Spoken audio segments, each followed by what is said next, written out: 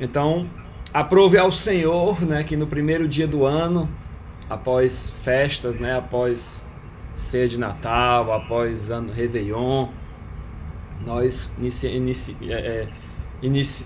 iríamos iniciar, né, o ano com o primeiro estudo sobre jejum, né, vamos falar sobre o alimento, né, sobre o jejum, vamos falar sobre glutonaria, né, vamos falar sobre tudo que envolve aí a questão alimentar, né. Então aprove ao Senhor que fosse assim, né, glória a Deus, glória a Jesus. Então vamos iniciar, né, a paz do Senhor a todos. Então nós terminamos ali os estudos em relação à oração, né? Já estamos no versículo 16, Mateus 6, 16. Hoje iremos falar sobre os versículos 16, 17 e 18, né? Então sobre como jejuar, né? Então, como sempre, o Senhor vai falar muito ao nosso coração, né? Sobre o ato de jejuar, né? O estudo ficou um pouco longo, talvez não dê tempo de terminar hoje, mas Deus sabe tudo, né? Vamos caminhando aqui e o Senhor vai nos abençoar. Então, o alimento, ele é uma bênção, né? Ele é uma bênção de Deus para a nossa vida, né? Ele provê, Deus pela sua imensa bondade, pelo seu imenso amor para conosco, ele provê o alimento, né? O benefício ali não somente para nós, né? Mas para toda a sua criação. O alimento ele serve a alguns propósitos específicos, né? O Criador, né? O Criador, quando ele definiu ali os alimentos, ele tinha em mente, né, alguns propósitos de acordo com a sua palavra, né? Então, o primeiro propósito que eu imaginei, que eu estudando aqui a palavra do Senhor consegui ver, é claro, o mais básico de todos, o mais óbvio de todos, que é o sustento do corpo. Então, o Deus nos provê o alimento, Deus nos dá o alimento para sustento do nosso corpo.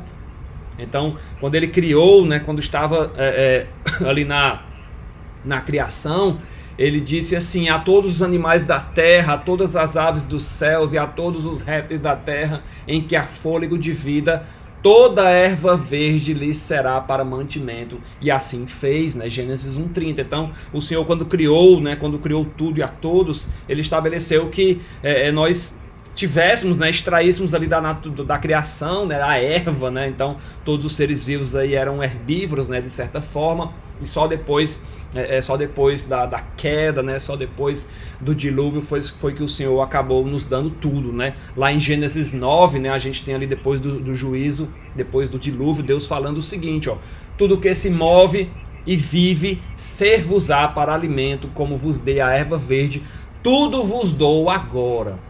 Então, sustento do nosso corpo é o primeiro propósito dos alimentos, né? O primeiro propósito divino para os alimentos é o sustento do nosso corpo. Então, Deus proveu os vegetais, Deus proveu a carne para o sustento do corpo, né? E o segundo propósito dos alimentos seria o propósito da comunhão. Então, Deus... Oi, tá ruim o fone? Então deixa eu tirar aqui o fone. Glória a Deus. Melhorou agora? Melhorou agora? Melhorou? Pronto. Então vamos seguir sem o fone de ouvido. Esse fone tem dado alguns problemas, então vamos sem ele.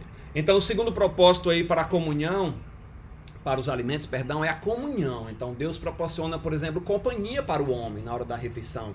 Um dos principais conceitos de comunhão no Novo Testamento associa-se com a questão da comida, né? Você está ali numa mesa, tendo comunhão com seus irmãos. Em Atos 2:42, né? Depois do grande sermão ali de Pedro, né? Em que 3.000 pessoas aceitaram a Jesus, nós temos que a palavra do Senhor fala que eles perseveravam na doutrina dos apóstolos, né? No partir do pão, na comunhão, nas orações. Então esse conceito aí de alimento ligado à comunhão, nós temos ele presente no Antigo e no Novo Testamento, né? Para o crente, o comer com outro proporciona um companheirismo, né? Proporciona uma comunhão. Por exemplo, em 1 Coríntios, quando o Paulo fala ali sobre a Santa Ceia, ele fala que quando todo mundo... Tinham maus costumes ali quando as pessoas sentavam à mesa, né? Quando eles tinham comunhão, alguns pensavam, não, a gente está tomando aqui a ceia, mas não era ceia, né? Paulo até fala, ó, quando vocês se reunirem para comer, esperem uns pelos outros, se alguém tem fome, come em casa, a fim de vocês não carregarem juízo para si. Então, nós notamos, né, que era de praxe aí os membros da igreja fazerem refeição juntos. terem comunhão, né? Então o alimento ele proporcionava isso, ele tinha esse propósito também de comunhão. E depois, quando terminava esse momento de comunhão, eles tomavam a ceia, né? Passavam o cálice, né? Passavam o pão, de modo que após um momento de comunhão ali, eles lembravam do sacrifício de Jesus na cruz. Inclusive no Apocalipse Jesus fala, né? Eu estou à porta e bato. Se alguém ouvir a minha voz e abrir a porta, entrarei em sua casa e cearei com ele e ele comigo. Então o ato de ceiar, o ato de comer, né? O alimento aí servindo como comunhão, né? Com o Senhor. Um ato de comunhão, né? Glória a Deus, glória a Jesus. Então, que bênção, né? Assim como nós precisamos do alimento físico, né? Nós também precisamos aí do alimento espiritual, né? Da comunhão, né? Glória a Deus, glória a Jesus. E o terceiro propósito, existe um aspecto divino no ato de comer, no ato de se alimentar. Ele não só o alimento contribui com algo para o corpo, né, com algo para o corpo físico, né, mas ele também satisfaz o homem em relação a Deus. Nós estudamos sobre isso quando falamos da oração. Em Mateus 6,11 nós temos que dai o pão nosso de cada dia nos dai hoje. Então, existe um conceito, um aspecto divino no alimento. Ou seja, quando a gente pede, quando a gente ora pedindo o pão de cada dia, a gente confessa a nossa dependência ao Senhor, ao sustento do nosso corpo, sustento da nossa alma. Então, quando o homem depende de Deus, existe um aspecto. Quando ele pede o pão de cada dia, quando ele depende do Senhor para o seu sustento, existe aí um aspecto divino na alimentação, né? Existe esse aspecto que nós podemos falar assim de certa forma na comunhão, né? Glória a Deus, glória a Jesus. Então, quando o indivíduo se assenta para tomar uma refeição e toma, por exemplo, com ação de graças, ele honra a Deus. Então Paulo, por exemplo, ele fala quando ele escreve a Timóteo, né, o seu filho na fé, assim, de certa forma. Então Paulo, quando ele escreve a Timóteo, ele fala o seguinte, proíbem esses homens, né, ele falando de certos homens aí que estavam no meio da igreja, então esses homens que proíbem o casamento, que exigem a abstinência de alimento, que Deus criou para serem recebidos com ações de graça pelos fiéis e por quantos conhecem a verdade, pois tudo que Deus criou é bom, falando do alimento, né? E recebido com ações de graça, nada é recusável. Então tem algo divino também no alimento, né? Tem um relacionamento com o Senhor quando a gente se alimenta. Aí sustento do corpo, comunhão, não há nada mais solitário do que você fazer uma refeição sozinho. Então, comunhão, importante, e aspecto divino, né? Então, o alimento ele é bom, né? Uma bênção do Senhor, uma bênção que Deus nos deu.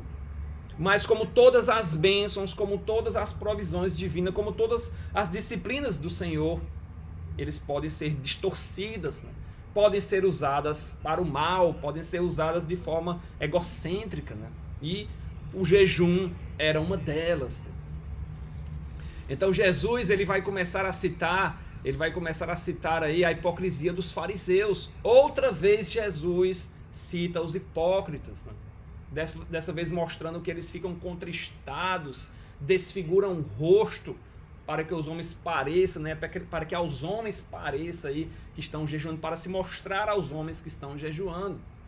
E outra vez Jesus diz que eles já receberam o seu galardão, né? A sua recompensa. Eu vou ler para vocês, Mateus 6,16, quando jejuardes, não vos mostreis contristados como os hipócritas, porque desfiguram o rosto com o fim de parecer aos homens que jejuam. Em verdade vos digo que eles já receberam a sua recompensa. Então a palavra contristados aqui, ela significa expressão facial triste, expressão facial ressentida. Então os fariseus, eles eram adeptos, né? Eles, como nós já vimos no ato de dar esmolas, como nós já vimos também na oração, os fariseus eles usavam Deus para fins egoístas. Então eles usavam o ato de jejuar como faziam com as demais disciplinas espirituais, e pervertiam para seus próprios fins egoístas. Então jejuavam não como um sinal de piedade, né? Não como um sinal de realmente querer intimidade com o Senhor, mas eles jejuavam a fim de serem vistos, né? A fim de se mostrarem melhor do que os outros homens, como se fosse uma piedade superior aos outros homens. Uma ação aí que não era dirigida a Deus, né? Era realmente dirigida para os outros homens, né? Para ser visto pelos outros homens, com o fim de parecer aos homens que jejuam, como Jesus fala aqui. Segundo Barclay, né, que é um tremendo aí, estudioso da palavra, né, escritor, comentarista da palavra da Bíblia Sagrada, ele fala o seguinte, ó, nos tempos de Jesus, os judeus eles jejuavam todas as segundas e todas as quintas-feiras. Então, por 2 vezes na semana os fariseus jejuavam. E é interessante porque esses 2 dias, segundo Barclay, coincidiam com o mercado, né? O mercado estava funcionando aí não só em Jerusalém, mas também nas cidades, nas vilas ao redor ali, em todo Israel. Então, os dias de jejum, as segundas e quintas, coincidiam com o dia que o mercado estava aberto. Então, enormes multidões saíam do campo para as cidades, né, para as vilas, né, e eles tinham ali, os fariseus tinham ali o maior número possível de testemunhas. Ainda segundo Barclay, eles caminhavam pelas ruas com o cabelo desgrenhado, né, despenteado, desordenado, roupa suja, roupa talvez rasgada. Eu não sei se com pano de saco, né? Jesus não fala nada sobre isso, fala apenas do rosto desfigurado, mas provavelmente com pano de saco, rosto desfigurado. E não era um ato de humildade, era um ato de orgulho, um ato de ostentação espiritual. E o que Jesus está fazendo aqui nesses 3 versículos é corrigir essa atitude errada deles. Uma atitude que eles tinham para com o ato de jejuar, né? Para com o alimento. Então, uma conduta ali errada segundo o justo padrão do Senhor. Então, o jejum é uma prática bem antiga. Desde o Antigo Testamento, eu vou já ler alguns exemplos de jejuns. Então, desde o Antigo Testamento, a gente vê pessoas praticando essa disciplina espiritual. Então, você abster-se de alimentos sólidos, abster-se de alimentos líquidos, né, por um determinado tempo, usando esse tempo para meditar, para orar ao Senhor. Essa é a forma de jejum bíblico. Então o jejum ele tinha um lugar muito importante, como eu falei, né, no Antigo Testamento. Por exemplo, a raiz da palavra do jejum, né, quando a gente vê lá no Antigo Testamento, a raiz da palavra jejum significa afligir a alma, negar-se a si mesmo. Então aquele que jejuava, ele não estava colocando em dúvida o alimento, né, que era bom e que Deus havia destinado para o homem. Ele não estava questionando isso, ele estava apenas tentando ter uma intimidade com o Senhor, tentando melhorar o relacionamento entre o homem e Deus. Então ele se abstia voluntariamente ali do alimento, né, por um determinado tempo, a fim de ter uma comunhão com o Senhor. Então, por exemplo, os objetivos da oração, né, os objetivos do jejum, perdão. Então, não tinha finalidade estética, né, não tinha finalidade também para se mostrar para os homens.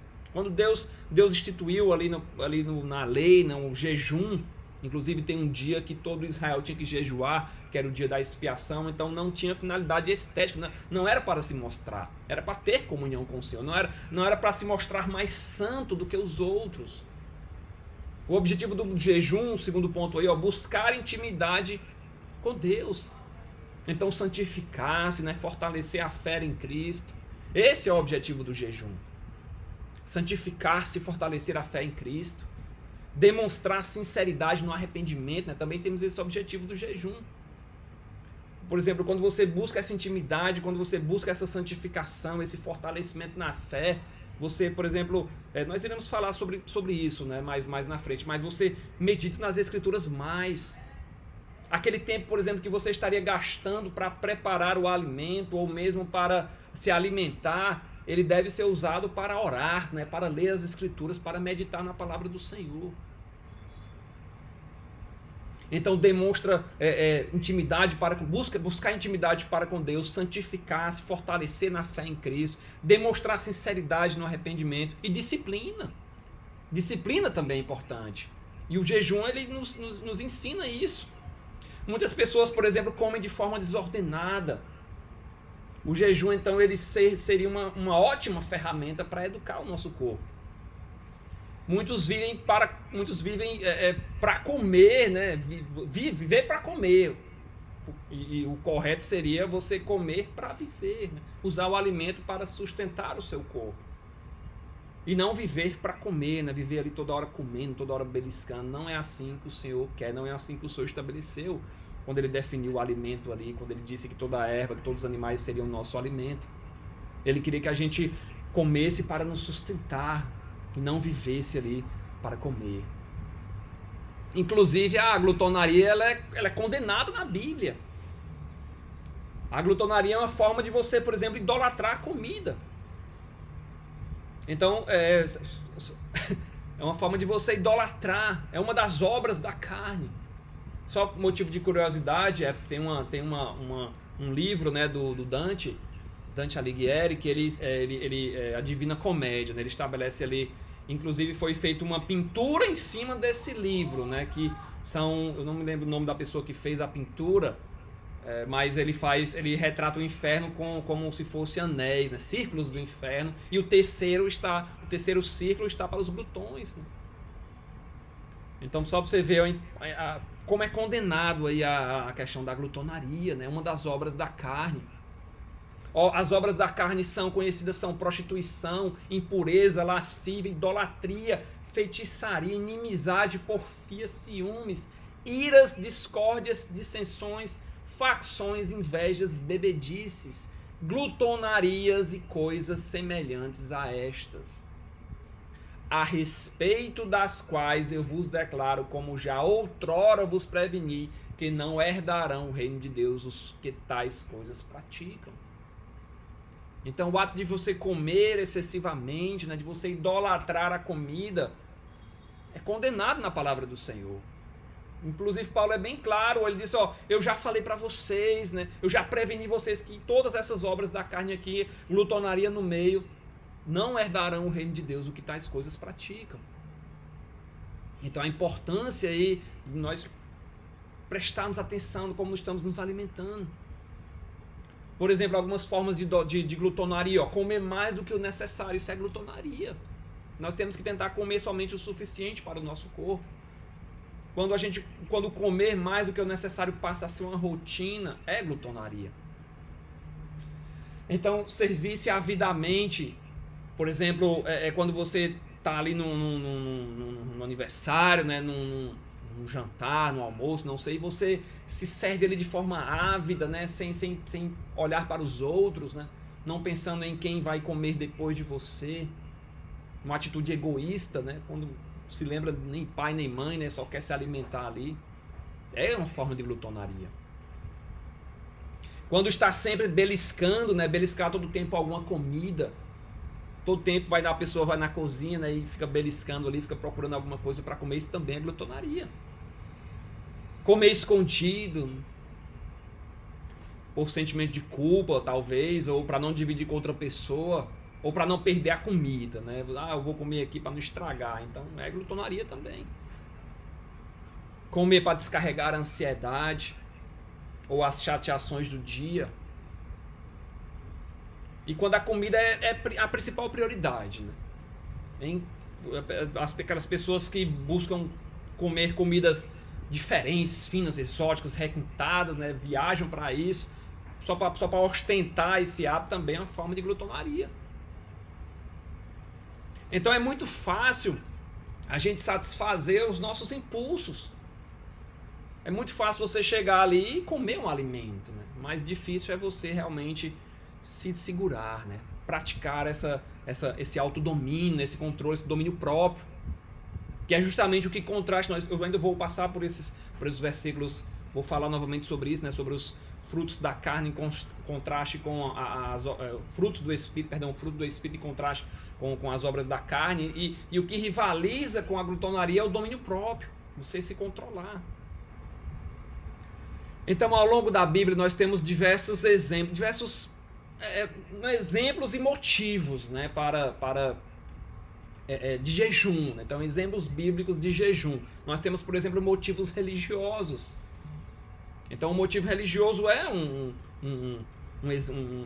motivo para você fazer um jejum. Por exemplo, eu falei do dia da expiação, né, lá em Levítico 23, do 26 ao 29, né, era um dia em que todo Israel tinha que jejuar. Levítico 23, do 26 ao 29, disse mais o Senhor a Moisés, aos 10 do 7º mês será o dia da expiação, santa convocação, afligireis a vossa alma. Afligir a vossa alma aqui é jejuar. Trareis oferta queimada ao Senhor, nenhuma obra fareis porque é dia da expiação. Então o dia da expiação era um dia de jejum, né? Era um perdão ali por toda a nação, perdão dos pecados. O povo tinha que se abster de alimento, uma cerimônia, tinham que trazer sacrifícios, né? Para que fossem o sangue fosse jogado ali sobre o propiciatório, né? Para que os pecados da nação fossem perdoados. Outro motivo, outro exemplo bíblico de jejum, manifestação de pesar. Então jejum associado à manifestação de pesar. Por exemplo, tem um companheiro ali de Davi que morre, capitão de Davi, Abner, que ele havia morto, e Davi, ele pesaroso ali, ele jejua. Está lá em 2 Samuel 3,35. Então veio todo o povo fazer com que Davi comesse pão, sendo ainda dia. Porém Davi jurou, dizendo: assim me faça Deus o que lhe aprouver, se eu provar pão ou alguma coisa antes do sol posto. Então Davi jejuando ali, sentimento de pesar pela morte de um amigo, né, de um capitão ali da sua guarda. Então Davi expressou tristeza pela perda de um querido amigo ali, pelo jejum, né, através do jejum. Era um capitão de confiança, recusou alimento ali do nascer ao pôr do sol. E outro motivo, dificuldades, né, quando se está passando por dificuldades, temos exemplos bíblicos também para isso. Por exemplo, nós temos que Ana, ela não tinha filhos, ela era estéril, né? Lá no livro de 1 Samuel, no início ali no primeiro capítulo ainda. Ana era estéril, né? O seu esposo, ele tinha outra esposa que dava diversos filhos, né? E ela não tinha filhos. Então 1 Samuel 1,7 fala que Ana chorava e não comia, jejuava ali. Tinha alma amargurada ali, e o jejum dela era sinal de dificuldade. E ela clamava ao Senhor até que o Senhor deu Samuel, né, o seu filho Samuel. Outro motivo, desapontamento. Então no capítulo 21 de 1 Reis, nós temos ali um desapontamento expresso pelo jejum. Acabe, ele queria a vinha de Nabote, e Nabote não queria vender, né? Isso não terminou bem, né, essa história, mas Acabe, ele ficou de jejum ali, desgostoso ali, desapontado. Deitou-se na cama ali e não comeu pão, como diz na palavra do Senhor, 1 Reis, capítulo 21, versículo 4. Simpatia ou compadecimento pelos enfermos. Então no Antigo Testamento nós temos você mostrar simpatia ali a outra pessoa, né, a pessoa que estava enferma ali por meio do jejum. Salmo, inclusive Davi fala sobre isso, ó, Salmo 35,13. Quanto a mim, porém, estando eles enfermos, as minhas vestes eram pano de saco, eu afligi a minha alma com jejum. Então jejum em sinal de simpatia para com enfermos. Para perdão dos pecados, né, como uma forma de penitência ali. Esses dois últimos pontos, né, nós vamos falar um pouco mais sobre eles. Então, sobre o perdão dos pecados, nós temos, por exemplo, muitos exemplos, né, mas 3 exemplos principais aí que eu consegui pensar aí, lembrar. Então, por exemplo, no capítulo 10 de Daniel 10, do 2 ao 3, nós temos que o profeta, né, o Daniel, o profeta de Deus, ele 70 anos em cativeiro ali, próximo do fim dos 70 anos, e Daniel fez uma grande oração de confissão, com jejum, reconhecendo a culpa não só dele, mas a culpa do povo. Então eu vou ler para vocês, ó, Daniel 10, do 2 ao 3. Naquele dia eu, Daniel, pranteei durante 3 semanas. Manjar desejava, não comi, nem carne nem vinho entraram na minha boca, nem me untei com óleo algum, até que se passaram as 3 semanas. Então durante 3 semanas Daniel jejuou. Tinha o coração oprimido ali, o povo era pecador. Se entregou a oração ali de penitência, né, de confissão e jejum associado a essa oração. Manjar desejava, ele não comeu. Ele nem passou perfume, né? Quando fala que em untar-me, não me untei com óleo, ele não passou nem perfume. O segundo exemplo aqui em relação ao perdão dos pecados, jejum em relação ao perdão dos pecados, Nínive, lá em Jonas 3. Então Deus levantou o profeta Jonas para pregar a Nínive, né? Jonas não quis, fugiu. Capítulo 1, Deus chama Jonas, no capítulo 2 Jonas foge, ainda no 1 foge, né? No 2 ele já está na baleia ali, então Deus traz ele de volta, no 3 ele vai. E Jonas 3, do 1 ao 10, vou ler para vocês. Veio a palavra do Senhor segunda vez a Jonas. Dispõe-te, vai à grande cidade de Nínive e proclama contra ela a mensagem que eu te disser. Aí Jonas se levanta e vai. É interessante que Jonas não fala nem o nome de Deus. Ele fala assim, ainda 40 dias ele percorrendo a cidade ali, né, caminho de um dia. Ainda 40 dias Nínive será subvertida. E o que é que o povo fez, né? O que é que a cidade de Nínive, a grande cidade de Nínive fez? Os ninivitas creram em Deus e proclamaram um jejum. Vestiram-se de pano de saco, desde o maior até o menor. Chegou a notícia até o rei de Nínive, né? O prefeito ali da cidade, o governador da cidade. E ele levantou-se do trono, tirou suas vestes reais, cobriu-se com pano de saco e assentou-se sobre cinza. E fez proclamar um decreto, nem homens, nem mulheres, nem grandes, nem pequenos, nem bois, nem ovelhas, provem nada, jejum total aí. Não leve os animais para o pasto, nem bebam água. Tanto homens como animais, e clamarão fortemente ao Senhor, e se converterão cada um do seu mau caminho, e da violência que há nas suas mãos. Quem sabe se voltará a Deus e se arrependerá e voltar atrás, né? Deus voltará atrás e se apartará o furor da sua ira, de sorte que não pereçamos. Então um jejum aí ligado ao perdão dos pecados. A grande cidade de Nínive, do maior até o menor, até os animais jejuaram. Então não tinha como Deus realmente ter misericórdia de uma cidade que se arrependeu por completo. Então, e outro exemplo aqui, Davi. Né, Davi jejuou após haver pecado. Eu vou até abrir para vocês aqui, 2 Samuel 12. Né, eu acabei não trazendo aqui o versículo, que é muito grande, mas eu creio que seja importante a gente ler sobre isso. 2 Samuel 12.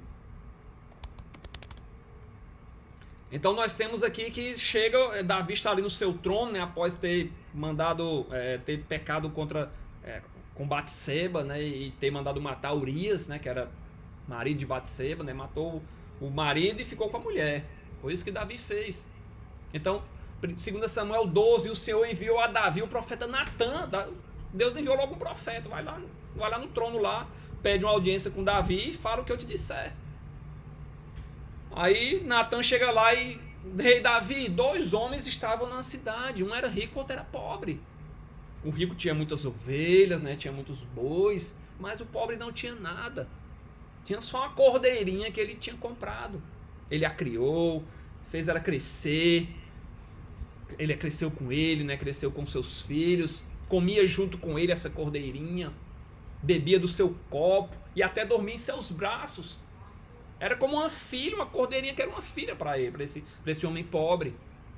E certo dia um viajante chegou à casa do rico. E o rico, para querer ali ser hospitaleiro, né, não quis pegar uma das suas próprias ovelhas, mas para preparar uma refeição, mas foi atrás daquela ovelhinha do pobre. Aí Davi ficou irado, né?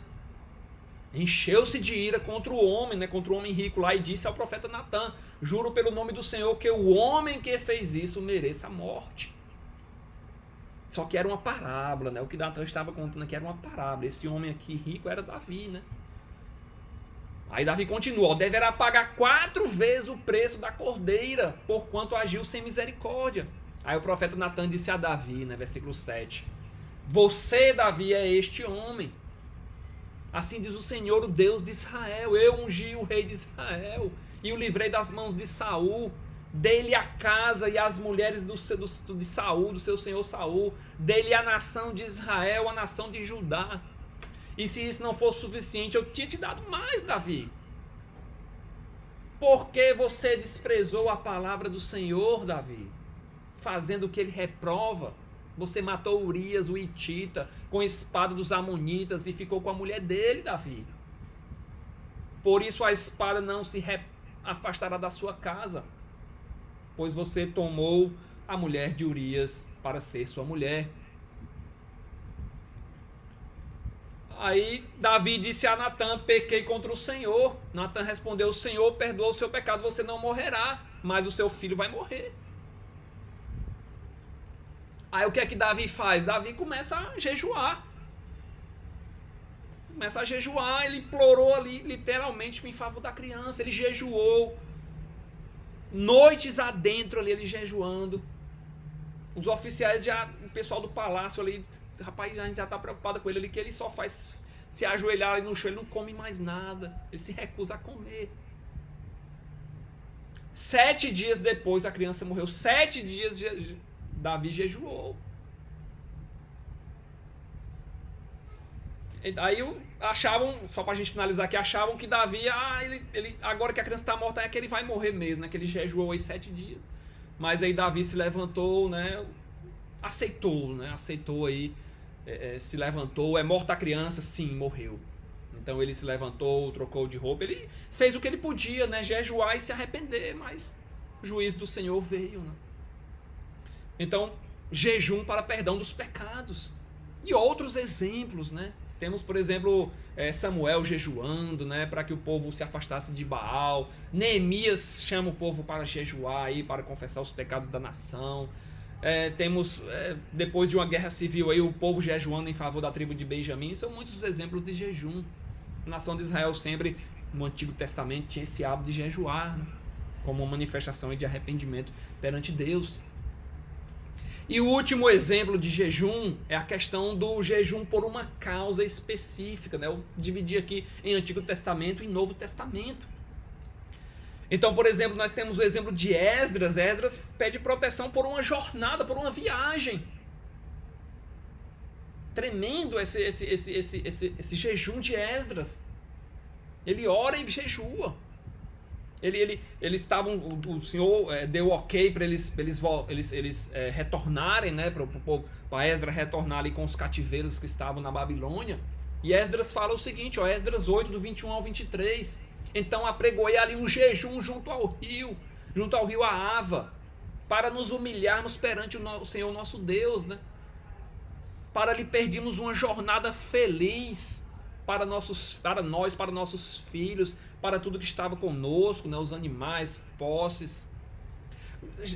Esdras diz porque é que ele fez isso. Ele teve vergonha de pedir mais recursos ao rei, mais cavaleiros, né, mais exército para defender dos inimigos. Aí ele fez o que? Eu tive vergonha, então eu fui orar e jejuar ao Senhor. Aí ele fala que a boa mão do Senhor, nosso Deus, foi sobre todos nós. Nós jejuamos e pedimos isto a Deus e Ele nos atendeu. Esdras 8, 23. Jejum por uma causa específica, por uma jornada, por uma viagem, retorno. Então mostrando a dependência de Deus. Ó, Senhor, eu não quero mais pedir exército ali para o rei, né? Eu não sei nem quem era o rei, se era o Assuero, se era quem estava aí, eu não me lembro. Mas ele pediu ali, eu não quero mais pedir exército aí, não quero mais pedir soldado, cavaleiro. Eu quero pedir para Ti, Deus. Nos abençoa, nos protege nessa jornada. Deus atendeu.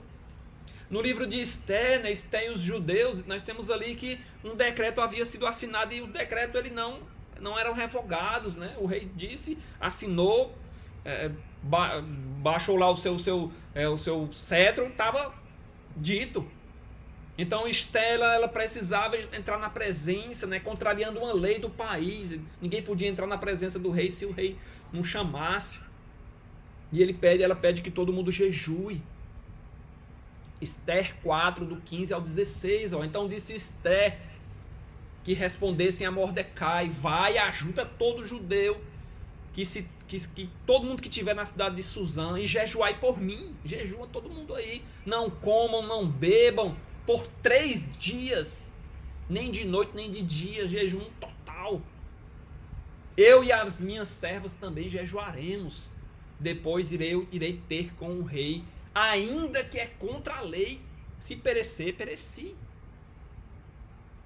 Então, jejum por uma causa, né, para que Esther pedisse ao rei ali em favor dos judeus, né? Os judeus iam ser exterminados em uma data específica. Temos também o rei Josafá, né, que pede ao Senhor, jejua, né, ora e jejua, claro, associado à oração e jejum. Vitória contra os moabitas, né, vitória contra os amonitas. Não vou ler aqui porque realmente é grande, mas eu posso ler uns 2, 3 versículos iniciais. 2 Crônicas 20, do 1 ao 3, né? Vamos ler do 1 ao 3, por exemplo. Depois disso, os filhos de Moabe, os filhos de Amon, com alguns dos meunitas, vieram a peleja contra Josafá, rei de Judá. Então vieram alguns que avisaram a Josafá: ó, Josafá, tem os amonitas e os moabitas aí estão vindo atrás de ti. Grande multidão além do mar e da Síria, né? Aí Josafá teve medo e buscou ao Senhor e apregoou jejum em todo o Judá. E o final foi que Judá conseguiu vencer aí os amonitas e os moabitas. Então, jejum por uma causa específica no Novo Testamento, né? Falamos do Antigo Testamento sobre Daniel, sobre Davi, né? sobre Esdras, né? Sobre Estés, sobre Josafá. No Novo Testamento, né? Sobre Ana, Jesus, né? Ana profetiza, Ana jejuava. Não era nem uma causa específica, na verdade era uma causa específica, mas não dela, né? Ana jejuava esperando a chegada do Messias. Era uma causa de todos, né? Glória a Deus. Então profetiza Ana, filha de Fanuel, da tribo de Azer, avançada em dias. Então ela não deixava o templo, mas adorava noite e dia em jejuns e orações, clamando ali pela vinda do Messias. Lembra da oração que estudamos? Venha o teu reino. Jesus, né, praticou e ensinou o jejum. Tem um determinado momento ali que Jesus, voltando ali do monte da transfiguração com Pedro, com João e com Tiago, né, e o pai ali: Senhor, eu roguei por teus discípulos, mas eles não puderam aqui expulsar o demônio do meu filho. Aí Jesus vai lá e diz: geração incrédula, né, dá uma escova ali naqueles discípulos, né, e expulsa ali o demônio. Aí eles questionam: Senhor, por que é que a gente não pôde expulsar? Aí Jesus fala, Mateus 17, 21, esta casta não se expele senão por meio de oração e jejum. Então jejum aqui, Jesus ensinou que era necessário jejum para expulsar demônios. Necessário uma fortaleza espiritual. Paulo, né? Paulo, nós falamos diversas vezes ali no livro de Atos, Paulo jejuando. Então, na sua viagem missionária, ele jejuou junto com Barnabé.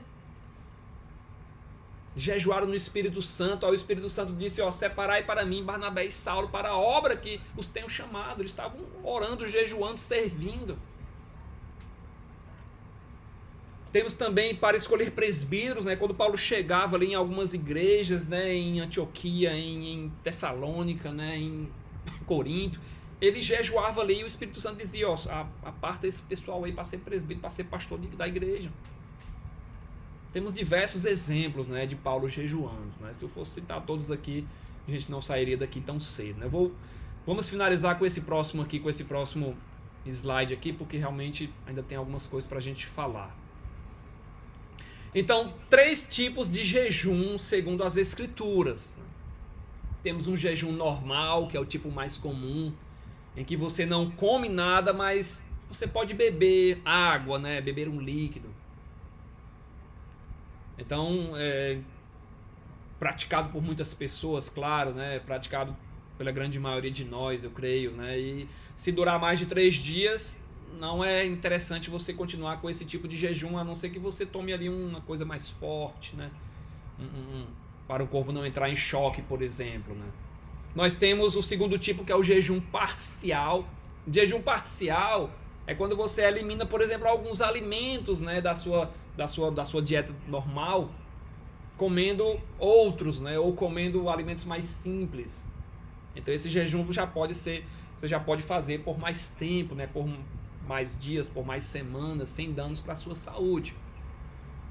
O normal, se você passar de 3 dias, é interessante você tomar, em vez de você tomar água, tomar uma limonada, um suco de fruta, né, para ajudar ali a manter a sua saúde e fazer um jejum mais prolongado ali do tipo normal. Mas o parcial você pode fazer ele por mais tempo. Então no jejum parcial você escolhe qual tipo de alimento, por exemplo, não vai comer durante algum tempo. Normalmente uma comida que você goste muito, ou uma comida que você acha que está dependente dela. Então você tira ali aquele alimento, né, uma forma de mortificar a sua carne, e deixa de lado e faz ali um jejum parcial. Um exemplo desse jejum aqui é Daniel. Daniel faz isso. Daniel faz isso em 2 momentos. Eu vou até abrir aqui também Daniel 1. Então Daniel 1, ó, a gente vai ver aqui que Daniel ele faz isso, ele faz esse tipo de jejum aqui.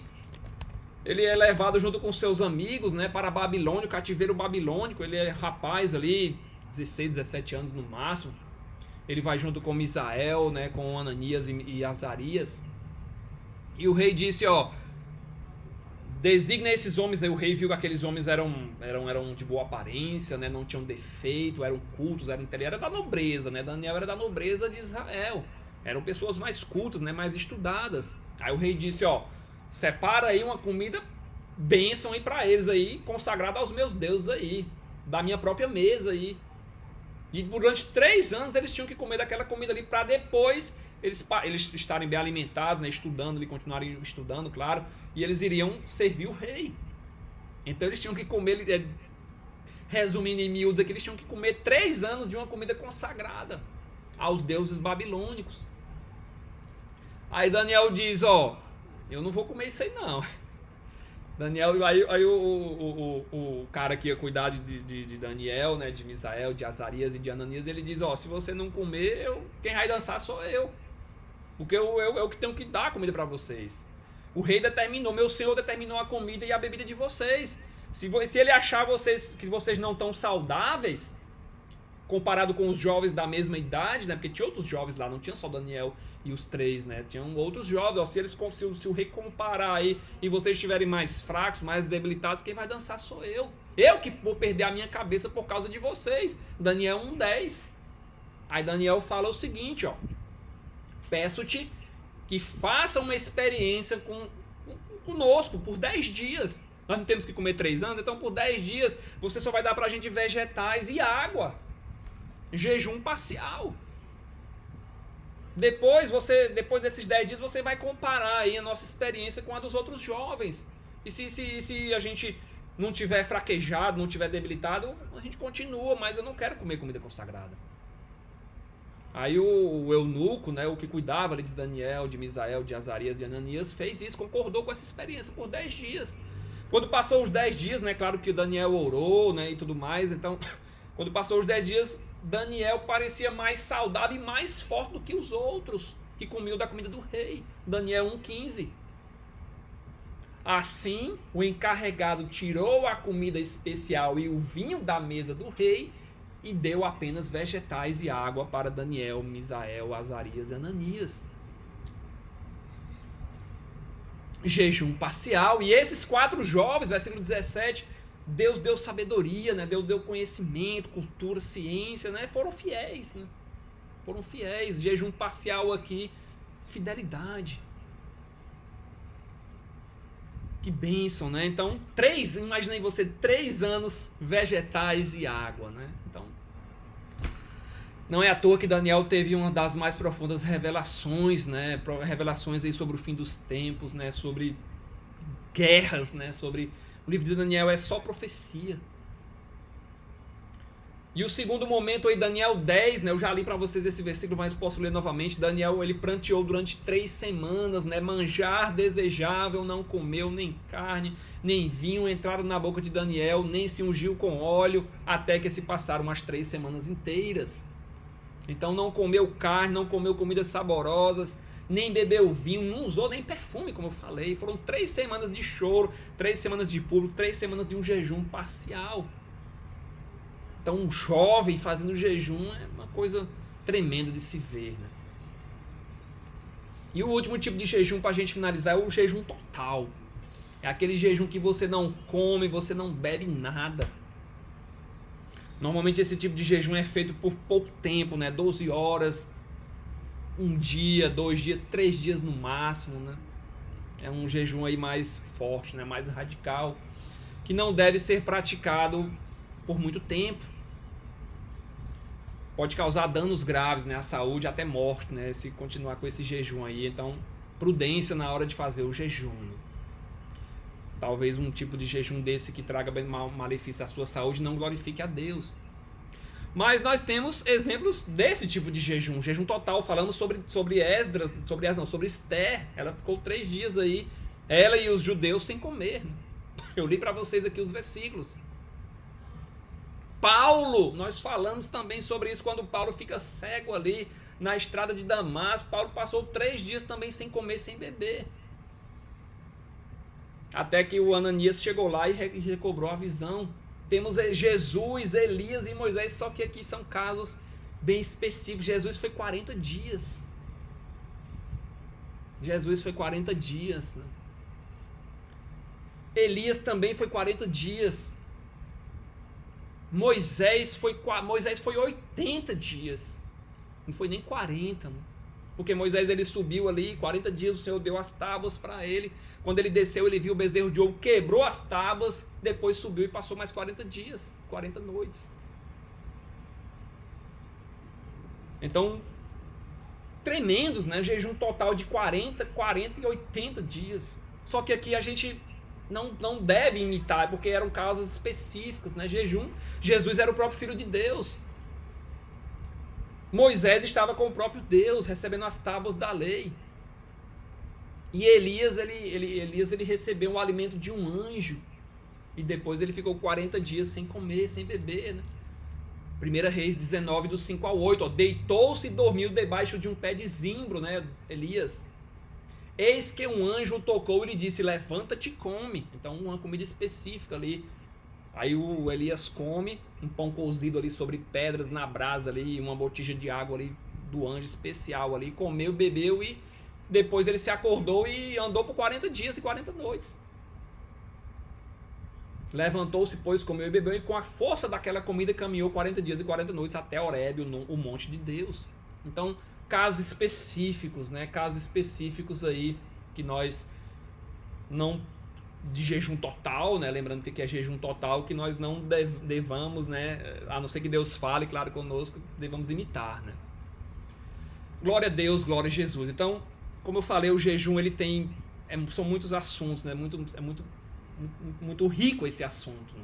Então nós iremos continuar na próxima segunda-feira, né? Não perca a segunda-feira, você vai aprender mais sobre o jejum, se Deus quiser, se o Criador permitir, se Ele não voltar.